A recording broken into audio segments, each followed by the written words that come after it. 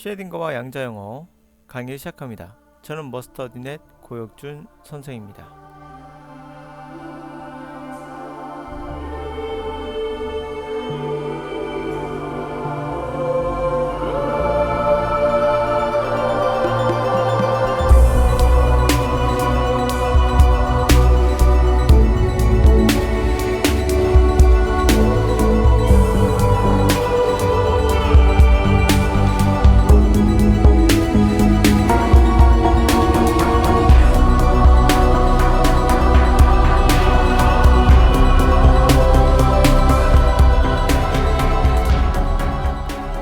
쉐딩거는 양자역학의 창시자에 속하죠.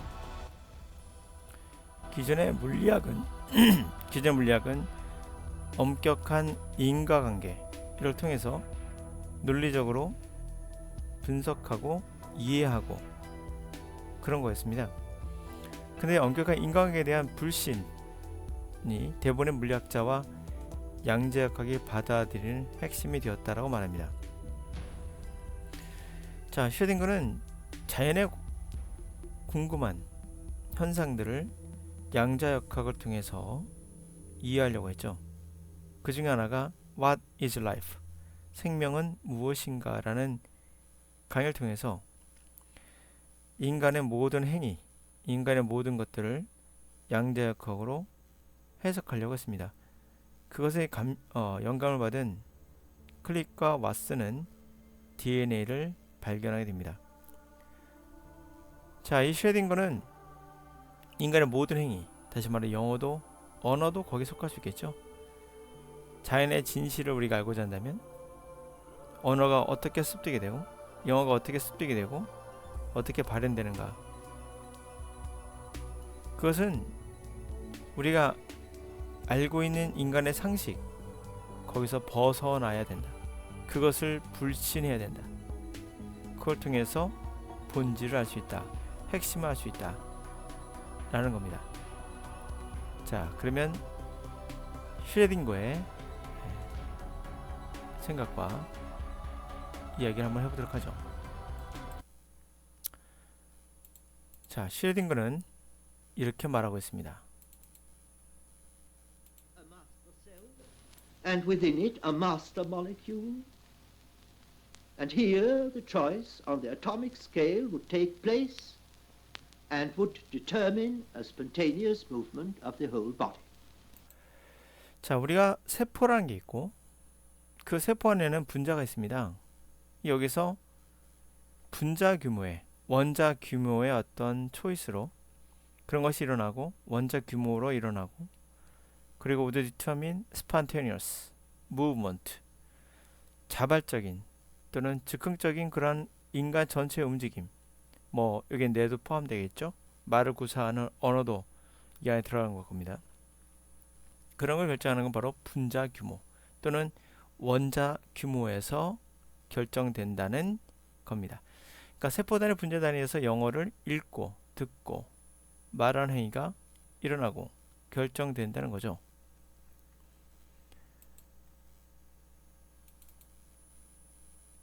The alleged breakdown of strict causality in the domain of physics was hailed for removing the obstacle in our understanding the spontaneity of the movements of the animals and of man.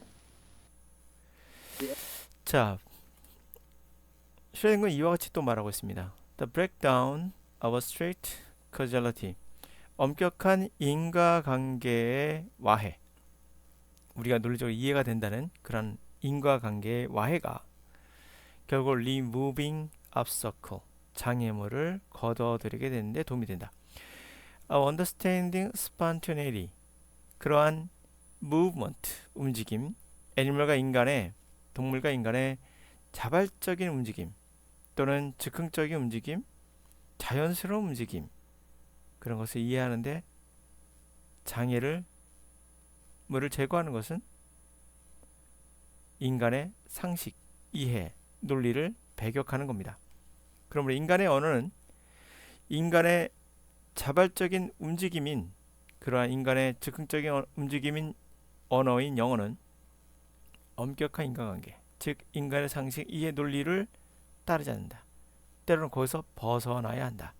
라는 것이 결론이 되겠습니다.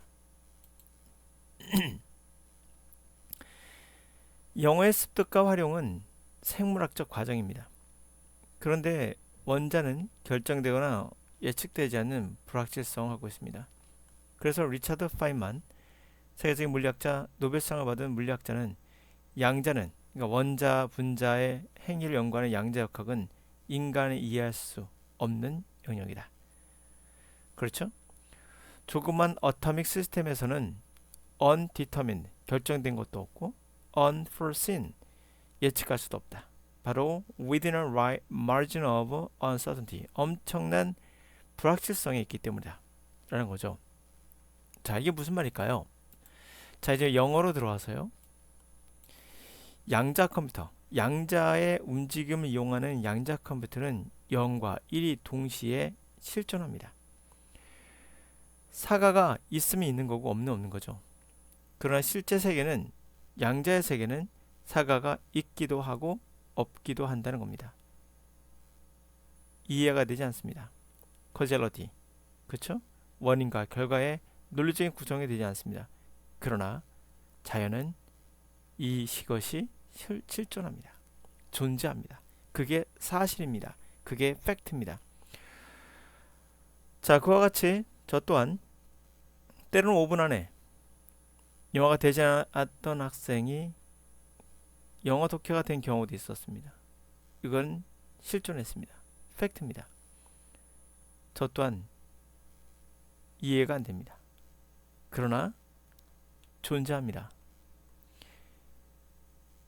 5분 안에 초등학교 6학년 학생이 고3 모의고사를 제가 훈련하기 전에 보았을 때는 단어도 어렵다, 문장도 분석이 어렵다 라고 했고, 그리고 어떠한 5분간의 훈련을 통해서 바로 적용했더니 실외기적이 아닌 5분 안에 단어 문법 학습을 시키지 않은 상태였겠죠. 5분이었으니까. 그 상태에서 그 학생은 영어 독해를, 고3 독해를 할 수 있었습니다. 이거는 실존했던 거죠. 자, 이해가 되지는 않습니다. 저 또한. 그래서 그거에 대한 우리의 이해를 넘어서 커저러티, 엄격한 인과관계를 벗어나서 존재하는 거니까요.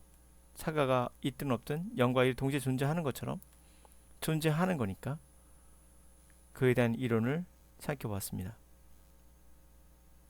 그것에 도움을 준 분은 저에겐 두 분이 있습니다. 첫 번째, 바로 양자역학. 인간의 뇌는 양자역학으로 화학작용에 의해서 일어나고, 그 원자와 분자는 동시에 우리가 이해할 수 없는 그런 방식으로 가동됩니다. 그래서 사가가 있으면서 또한 없는 거죠. 두 번째로는 노암 촘스키입니다. 그분은 영어는, 다시 말해 언어는 이미 우리 DNA 안에 존재한다는 겁니다. 배우지 않아도 때로는 할 수 있다는 거죠. 자, 그러므로 저는 이미 우리 DNA, 원자, 분자 안에 언어가 할 수 있는 능력을 갖추고 있다는 거죠. 그거 아니면 설명할 길은 없습니다. 실존하는 걸 그대로 받아들이는 게 양자역학입니다. 이해를 구하지 않습니다. 0과 1이 동시에 존재할 수 있었던 것처럼 실외기적은 팩트입니다. 앞으로 왜 그렇게 되는지에 대해선 많은 연구가 뒤따른다면 언젠가는 양자역학을 이해할 수 없다곤 했던 리차드 파인만의 이야기가 틀린다면 이 궁금증도 풀릴 수 있는 시기가 오지 않을까 생각합니다.